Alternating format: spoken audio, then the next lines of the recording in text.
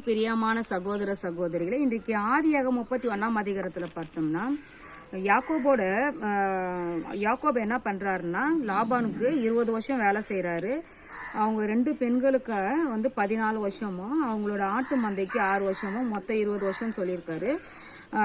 என்னோட சம்பளத்தை நீங்க 10 முறை மாத்தினீங்க அப்படின்னு சொல்லிட்டு சொல்றாரு. இங்க பாருங்க, யாக்கோபோட தேவன் இருந்ததுனால தான் அந்த லாபானோட சொப்பனத்தில் கூட ஆண்டவர் சொல்றாரு, நீ யாக்கோபோட நன்மை அன்றி தீமை ஒன்றும் பேசாதபடிக்கு எச்சரிக்கையா இரு அப்படின்னு சொல்லிட்டு தேவன் அவரோட சொப்பனத்தில் சொல்றாரு. இதில் நான் என்ன கற்றுக்கிட்டேன்னா, தேவன் நம்மளோடு இருக்கும் பொழுது நமக்கு விரோதமாக இருக்கிற எந்த ஒரு எதிரியாக இருந்தாலும் சரி, அவன் வசதியாக இருக்கட்டும், எவ்வளோ பெரிய அதிகாரியாக இருந்தாலும் சரி, அவன் நம்மளை பகைக்கிறான் அப்படிங்கும்போது நிச்சயமாக தேவன் நம்மளோடு இருந்தாருன்னா தேவன் நம்மளோட பகைஞரோட சொப்பனத்தில் கண்டிப்பாக நம்மளுக்கு பேசுவார், நமக்காக யுத்தம் செய்வார் அப்படின்னு சொல்லிட்டு இந்த வசனத்தின் மூலம் நான் கற்றுக்கிட்டேன். ஆமீன்.